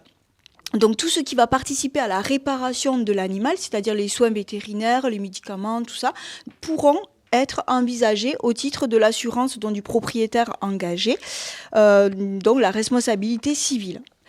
Et si jamais l'animal est décédé, alors ce sera la valeur marchande de l'animal. Donc il faut réparer ou remplacer le meuble, puisqu'en droit civil, c'est ça. Donc on a vu procédure chien mordeur sanitaire, le dédommagement en civil, mais après il y a aussi une infraction pénale que l'on peut relever, plusieurs même parfois. Le fait, donc c'est le c'est une contravention de 3e classe, le R653-1 du code pénal, c'est l'atteinte à l'intégrité ou à la vie de l'animal, c'est-à-dire donc une faute par inattention, par imprudence, et là le propriétaire encourt jusqu'à 450 € d'amende. Mais cette faute-là, par imprudence, maladresse ou inattention, ça peut être le propriétaire, enfin quelqu'un qui recule avec le véhicule sur un animal. Enfin, c'est vraiment, il n'avait pas l'intention de le faire. Le propriétaire du chien n'avait pas l'intention de tuer les moutons du voisin, mais force est de constater qu'il a créé une imprudence puisqu'il l'a laissé partir. La clôture n'était peut-être pas conforme. Enfin, voilà, on va être sur des choses comme ça. Donc ça, voilà, c'est la faute. Mais il peut y en avoir d'autres. La divagation, qui est punissable. Le port de la muselière, si c'est un chien de catégorie ou un chien qui avait fait l'objet d'une évaluation comportementale avec un arrêté municipal qui a suivi. Voilà, il peut y avoir pas mal de choses. L'animal qui est en danger, on rappelle donc qu'il peut être confisqué provisoirement le temps de l'enquête par un magistrat. Donc c'est le 99.1. Voilà. La réglementation des chiens de catégorie. Alors, est-ce que les bullies et les staffies sont des chiens de catégorie? Et là, est-ce que vous êtes sûr? Vous l'avez mesuré, le chien? Attention à ça. Donc, effectivement, on va rappeler les chiens de catégorie. Donc, en première catégorie, qui sont les chiens de première catégorie?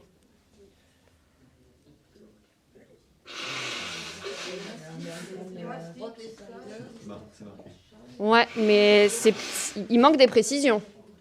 L'American Staffordshire Terrier Loff, il est première catégorie ou deuxième catégorie?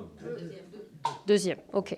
Les premières catégories, en gros, ce sont les chiens non Loff. Donc le Pitbull, qui est un type American Staffordshire Terrier, d'accord. Le Boer Bull, donc le type Mastiff, ok. Et le type Tosa. Donc que les chiens qui ne sont pas inscrits au Loff, d'accord. Ce sont les chiens dits d'attaque.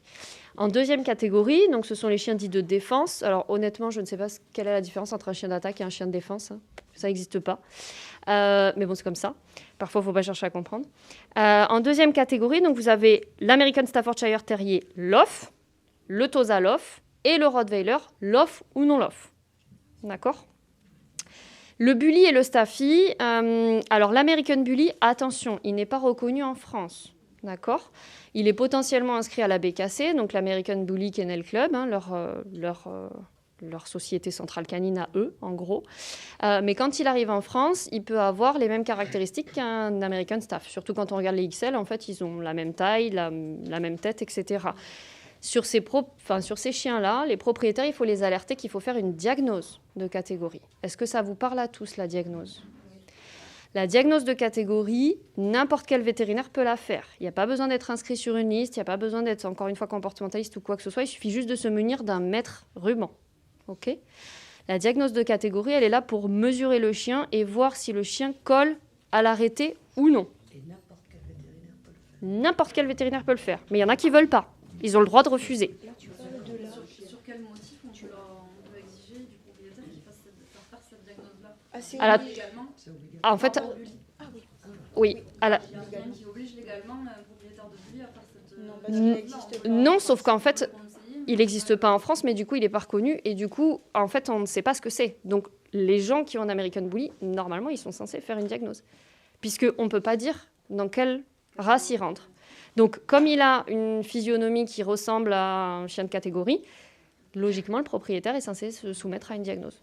Parce que sinon, il risque d'être embêté à chaque fois qu'il va circuler. Et en montrant juste le papier, en fait, le chien n'est pas reconnu en France. Donc la diagnose, elle est là pour mesurer le chien. Donc en gros, qu'est-ce qu'on fait ? On prend des mesures objectives. Hein. On va mesurer le périmètre thoracique, la hauteur au garrot. Moi, je mesure la largeur des épaules, des hanches, la longueur du museau, la longueur du crâne. Et je prends des photos et je montre si oui ou non le chien est de première catégorie ou pas. Oui. Le propre vétérinaire de l'animal peut le faire ou pas? Oui. Ouais. Ouais. Et où peut-on voir les dimensions? Sur l'arrêté. Ouais, l'arrêté du 27 avril, vous avez tout inscrit dessus. En fait, vous avez, c'est écrit d'ailleurs sur le pitbull. Le pitbull est un petit dog de couleur variable. Alors déjà, rien que dans l'arrêté, il y a une erreur parce que le pitbull, c'est pas un dog, c'est un chien, c'est un terrier. Donc, déjà, moi, je vous le dis tout de suite, hein, cette loi-là, j'aime pas ça du tout. Ça n'a ni queue ni tête. C'est une loi qui est purement raciste, qui est basée sur la physionomie du chien. D'accord ? Mais en plus, toutes les deux avec Céline, on a un chien de catégorie, donc autant vous dire que...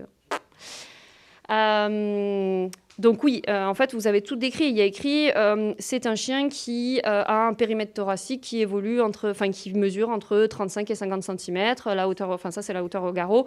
Le périmètre thoracique, il est entre 60 et 80 cm, etc., etc. Et donc en fait, nous, on prend simplement les mesures du chien et on dit oui ou non, ça colle, quoi. D'accord. Voilà. Donc ça, c'est pour tous les chiens de catégorie. Après, à partir du moment où ils sont LOF, il n'y a pas de diagnostic qui est faite puisqu'il est LOF, il est inscrit en pédigré, donc il rentre directement dans la deuxième catégorie. Voilà. OK. J'ai une question. Oui. Est-ce qu'un vétérinaire de refuge oui. a le droit de faire une diagnostic? Ben oui. N'importe quel vétérinaire peut le faire. En fait, la plupart du temps, les vétérinaires ne le font pas parce qu'ils ne veulent pas s'engager à le faire. Ou parce qu'ils ne savent pas comment faire. Mais parce qu'on met quand même notre responsabilité en jeu quand on fait une diagnose, comme quand on fait une évaluation comportementale. Hein. L'évaluation comportementale, c'est encore pire. Il y en a plein qui ne veulent pas faire parce que on donne un niveau de dangerosité et si le chien remord derrière, on a un peu... voilà. Peut-être que tu peux préciser catégorie 1, catégorie 2, mais dans l'évaluation comportementale, on peut aller jusqu'à 4. Pour les niveaux de dangerosité? Ouais. Oui, ça on en a parlé tout à l'heure. Voilà, c'était donc une synthèse naturellement et elle l'avait bien dit. C'est pour si vous suivez. Il y en a qui suivent en tout cas. Donc oui, n'importe quel vétérinaire peut le faire. Après, il faut rédiger un rapport qui donc donne les mesures du chien, les photos du chien aussi pour montrer et bien sûr le numéro d'identification. Hein. Voilà. Et à la fin, on met le chien présente les caractéristiques en faveur d'un chien de première catégorie ou ne présente pas les caractéristiques en faveur d'un chien de première ou deuxième catégorie. Voilà. Entre 8 et 12 mois. La diagnose, elle se fait entre l'âge de 8 et 12 mois. Parce qu'avant, autant vous dire que si vous prenez un chiot, les mesures ne seront pas les bonnes. Ça, c'est sûr. Comme l'évaluation comportementale sur les chiens de catégorie, qui se fait entre l'âge de 8 et 12 mois. Même déjà entre 8 et 12 mois, c'est un peu tôt, parce qu'en général, ils sont encore très bébés. Mais c'est comme ça. En tout cas, c'est défini par la loi. Pour les évaluations comportementales, donc c'est obligatoire pour les chiens mordeurs, on l'a dit, pour les chiens de catégorie, mais également pour les chiens que le maire considère comme dangereux. Donc ça peut être des chiens qui sont errants, justement, peu importe la race. Des chiens qui sont errants ou qui mordent, qui ont mordu un autre chien. Hein. On peut avoir une demande du maire qui dit « Attendez, moi le chien, en fait, j'ai plusieurs remontées. Le chien, il a mordu un chien et en plus de ça, il divague en permanence. Je veux une évaluation comportementale sur ce chien. » Par contre, les préconisations faites par le vétérinaire, il faudra absolument qu'il y ait un arrêté municipal. Oui, pardon. Il faudra impérativement qu'il y ait un arrêté municipal, sans quoi il n'y a pas force d'application. Enfin voilà, on ne pourra pas nous verbaliser et retenir ça. Pour revenir sur les chiens de catégorie, donc on a vu toute la déclinaison. C'est ça, voilà. On a vu toute la déclinaison d'obligations, voilà, qui découle du fait que ce soit des chiens de catégorie. Pour nous, policiers et gendarmes, c'est vrai que le fait que ce soit décatégorisé, c'est-à-dire via la diagnose de race, qu'il n'y ait plus cette obligation parce qu'il y a 1 centimètre de plus, de moins quelque part, ça a quand même des conséquences. C'est comme si on avait un caniche. Et donc, du coup, il n'y a plus ces obligations. Donc, il n'y a plus le casier judiciaire vierge, il n'y a plus ces obligations. Donc, on ne peut plus le confisquer. Voilà. Même si on n'est pas dupe, on sait très bien que souvent, ils le mettent au nom de la copine ou de la mère. Mais malgré tout, pour nous, ça nous sert quand même. Donc, c'est très bien de pouvoir discuter parce que naturellement, quand ce sont des animaux qui sont en refuge, ça peut faciliter, parce que c'est quand même un parcours du combattant d'avoir un chien de catégorie, comme le disait Océane. On en a un toutes les deux. Quand j'ai dû faire tous les papiers, moi, personnellement, pas de casier judiciaire, ça va, c'était bon. Mais après, l'assurance, le vaccin annuel, tout ça, bon. C'est un petit parcours du combattant, malgré tout. Donc, ça peut freiner les adoptions. Voilà. Donc, c'est bien de le connaître, cette alternative, mais malgré tout, c'est bien aussi de respecter que ça reste un chien de catégorie, puisque nous, ça nous facilite, si on n'y arrive pas en judiciaire, de le faire en administratif, mais de le prendre. Voilà. Ça, c'était un petit récap. Le fait de la muselière. On en a pas discuté, mais Voilà, ce sont des obligations donc, qui en découlent, notamment le port de la muselière, la stérilisation pour les catégories 1, le fait de toujours naturellement en laisse, dans les halls d'immeubles, transports en commun, donc c'est réglementé. Les catégories 1 peuvent traverser les halls d'immeubles. Ah, d'accord. Les catégories 1 peuvent traverser les halls d'immeubles, mais pas stationner. Donc tout ça, c'est intéressant pour nous, pour les trafics de stupes et tout ça. Alors, la première question, c'est où peut-on imposer d'une manière judiciaire une évaluation vétérinaire comportementale? Peut-on imposer de manière judiciaire? Judiciaire, donc c'est pas administratif, ok. Et une évaluation. Alors, c'est, comme on l'a dit, donc c'est une procédure administrative. Mais dans quel cadre, en fait? Une évaluation comportementale qui s'inscrit... alors, improvisé, j'ai appris, mais là, il manque des éléments. Alors, l'évaluation comportementale, donc c'est administratif. Après, il faut faire un signalement, en fait. C'est toujours pareil. Oui. La première diagnose, peut-on agir sur réquisition au vétérinaire si on a un doute ou un souci avec un chien? Alors, donc dans une procédure, c'est au propriétaire de l'animal à nous prouver que ce n'est pas un chien de catégorie et qui n'est pas soumis à certaines obligations. Nous, policiers ou gendarmes, on n'est pas vétérinaires. Donc on voit un chien qui ressemble à un molosse, qui a quand même une tête un peu carrée, large, massive, le cou épais, une poitrine puissante. Donc on reprend ces éléments de l'arrêté du 27 avril 1999 et dans notre procédure, ce sera, jusqu'à preuve du contraire, un chien de catégorie. C'est au mec à nous. D'un comportement d'un chien qui pourrait être visiblement dangereux dans un lieu public. Alors, deux choses différentes, on va bien séparer les variables. Un chien dangereux n'est pas forcément un chien de catégorie. Voilà. Merci d'avoir posé la question. Donc, je n'ai pas répondu à la question, c'est ça? D'accord, merci. Est-ce que pour les chiens de catégorie, il y a d'autres choses à dire? Est-ce qu'il y a un âge limite pour la lutte comportementale? Non. En fait, normalement, oui, c'est entre 8 et 12 mois. Mais moi, j'en ai tellement qui viennent me voir après. Alors, la question, c'est quand tu adoptes le chien, si tu veux. Ouais. Oui, c'est le cas. Qui a déjà 2 ans et demi, et qui a été maltraité suite à une maltraitance, tout ça, et qui n'a jamais eu son bidon. Bah, tu le fais quand tu peux.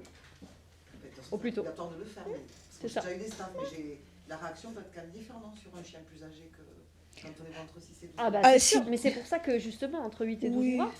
ça, c'est pour la diagnose. Non, pour l'évaluation comportementale. Là, elle parle de... Ouais. C'est pour ça que même entre 8... Je le fais avant 12 ans. Ouais. C'est des chiens qui sont assez malléables. Moi, je le fais à 2 ans et demi, oui. c'est déjà moins malléable. Mais ça veut dire quoi, malléable? Ça veut dire quoi, malléable? Parce que c'est l'évaluation comportementale, le but, c'est pas de manipuler le chien et de lui faire mal et quoi que ce soit. Moi, dans mon évaluation comportementale, je pose tout plein de questions au propriétaire et je fais un examen clinique classique. Et si le chien il est mal à l'aise, j'y vais tout en douceur. Le but, c'est pas... Non, mais le but, c'est pas... Alors, moi, ça m'est jamais... Je ferai jamais ça, mais sur n'importe quel chien. Jamais. Mais alors après, ça dépend des évaluateurs. C'est toujours pareil, en fait. Ça dépend de la compétence de l'évaluateur. Ça dépend de... Comme il n'y a pas de formation préalable, voilà. Mais venez me voir. Moi, j'adore. Non, mais après, le but de l'évaluation comportementale, c'est pas de pousser le chien à la morsure. Bien sûr, c'est pas ça. C'est pas ça. Mais peu importe l'âge, moi, je trouve qu'entre 8 et 12 mois, c'est trop tôt. C'est un bébé encore. Donc, on n'a pas le caractère du chien, on n'a pas, etc. Et c'est pour ça que nous, dans notre évaluation comportementale, déjà, on met selon les dires du propriétaire, parce que, attention, les propriétaires, ils nous racontent ce qu'ils veulent aussi. On met aussi à condition qu'il n'y a pas de réévaluation s'il est en niveau 1, s'il n'y a pas de changement de comportement, qu'il n'y a pas d'agressivité qui apparaît ou quoi que ce soit. Mais le but, c'est pas de le pousser à la faute, le chien.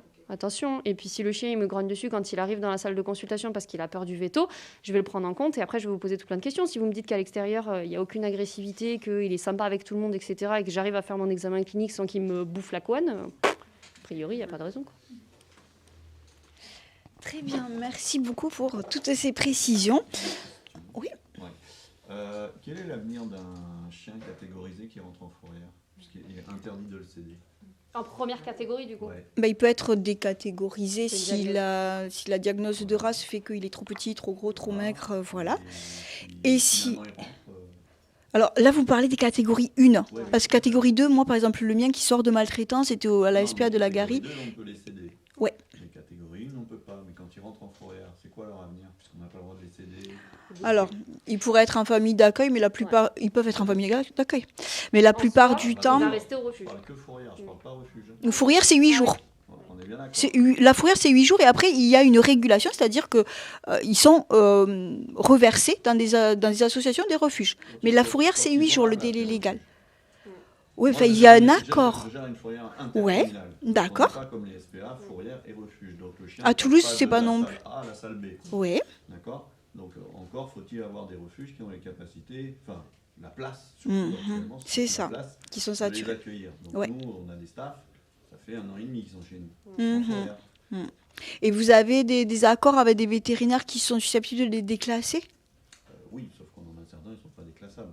D'accord. Ils rentrent, les mesures, ça rentre dedans. Parce que moi, jusqu'à Pour présent, l'instant, les gardes, mais ça j'en ai bouge jamais pas. eu que j'ai pas déclassé. Ouais. Bah, nous, on a deux.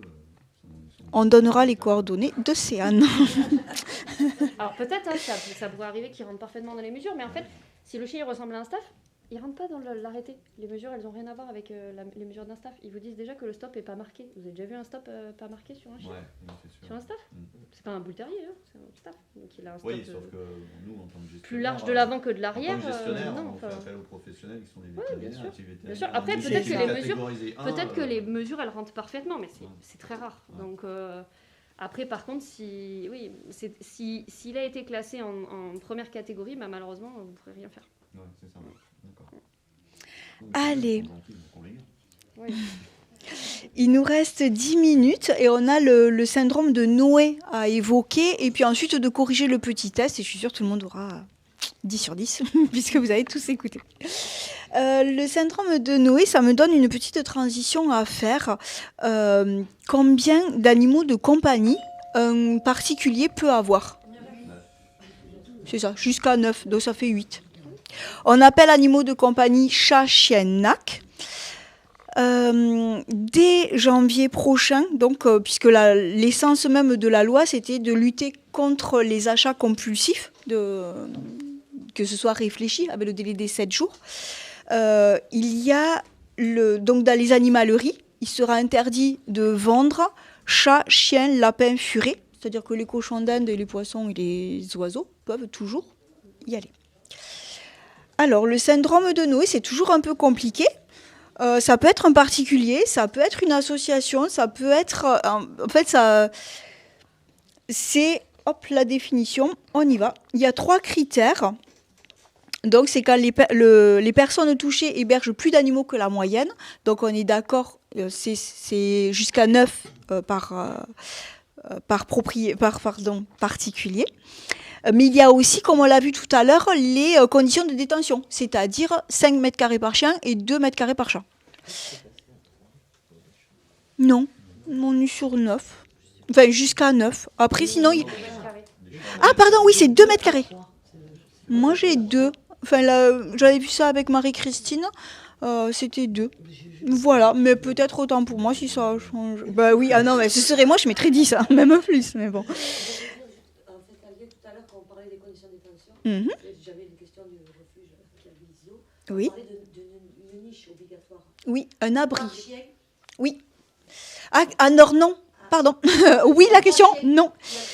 Il faut qu'il puisse se mettre, si jamais il y a des intempéries, ben, comme le cheval, n'importe. Et le cheval, ça peut même être un arbre qui est bien truc.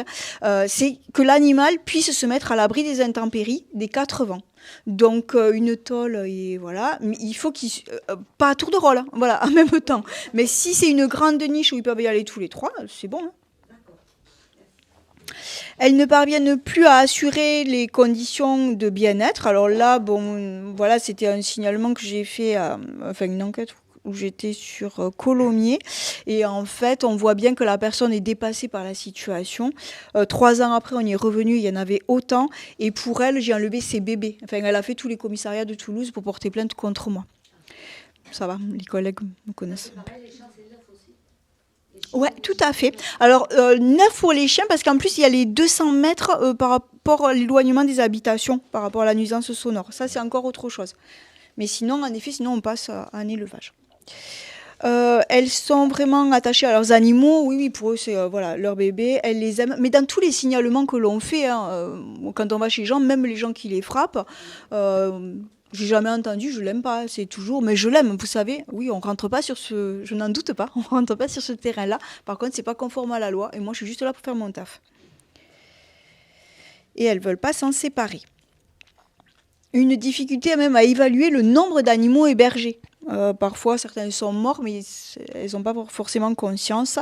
Le logement est parfois détérioré, mal rangé, sale, les animaux pas toujours en bonne santé, et l'individu est isolé de la communauté par moment. Alors là, c'est le stéréotype, on n'est pas toujours... voilà.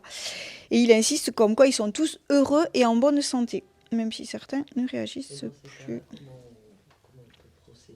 Alors, j'allais dire, c'est à 2, voire même 3 niveaux. Il y a, nous, ce que l'on peut faire, c'est-à-dire la confiscation au-delà. Mais au-delà de ça, on essaye de travailler plutôt dans la prévention. C'est-à-dire qu'elle les cède, voilà. Mais aussi... C'est impossible. Ouais, bah après, force à la loi. Hein. On est là pour faire notre travail. Et on a les moyens de rendre les gens d'accord. Voilà. Mais après, au-delà de ça, on essaye qu'il y ait un accompagnement, surtout de la mairie, du social, parce qu'on voit bien que c'est des personnes... Ouais, c'est couplé avec le syndrome de Diogène. C'est compliqué. C'est très compliqué. Ouais. Après, j'allais dire toujours pareil, il y a le discernement. La personne... En plus, c'est ayant atteint leur taille adulte. Voilà. C'est pas une portée de chaton, si on en assiste un seul coup, ça va pas compter. Mais oui, c'est le discernement, c'est-à-dire que s'ils y en a 10, mais en très bonne santé, je préfère ça et qu'ils soient heureux que 7 et qui vont être dans des états misérables.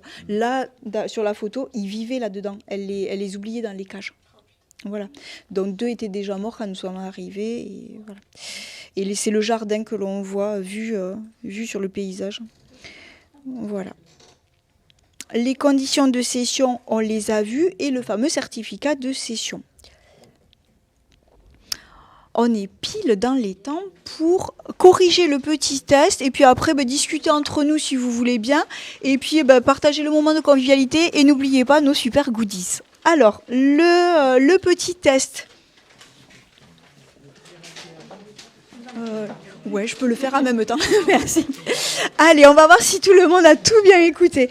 Est-ce que, pour ceux qui sont en visio, donc je vais bien dire les questions, est-ce autorisé en France d'attacher un chien, donc c'est-à-dire depuis le collier jusqu'à la niche, ou jusqu'à voilà dans le jardin?